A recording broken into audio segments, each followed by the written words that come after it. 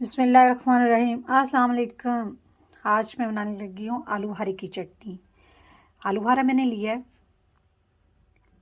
1 पाव। Sugar मैंने ली है आधा किलो, यानी डबल लेनी है। आलू बुखारा जितना होगा उससे आपने डबल शुगर ली है मैंने। इसके साथ मुझे चाहिए कुछ बादाम और कुछ मैंने ये चारू मगज़ लिए हैं। अब सबसे पहले आलू बुखारे को और बादाम को हम भिगो देने लगे हैं।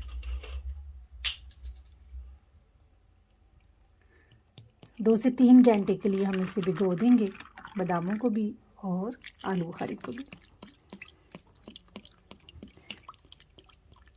चलिए जनाब, मिलते हैं 3 से 4 घंटों के बाद। जी 4 घंटे गुजर चुके हैं। ये देखें आलू बुखारा इस तरह हो चुका है। इस पानी में है, इसी पानी में मैं अब इसको देखिए बर्तन में डाल रही हूँ। इसी में मैं अब ये जो शुगर मैंने आपको दिखाई थी, ये शुगर ऐड कर रही हूँ साथ ही, और इसमें थोड़ा सा वाटर और डाल देते हैं ताकि ये अच्छे से गल जाएंगे।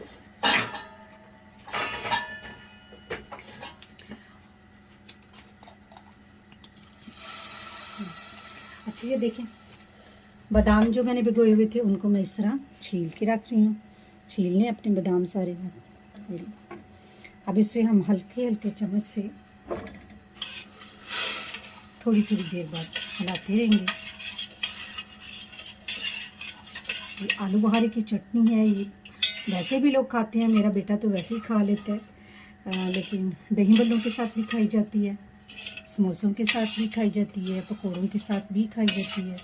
बहुत मज़ा आता है। अक्सर ये शादियों वगैरह पे बनी होती है।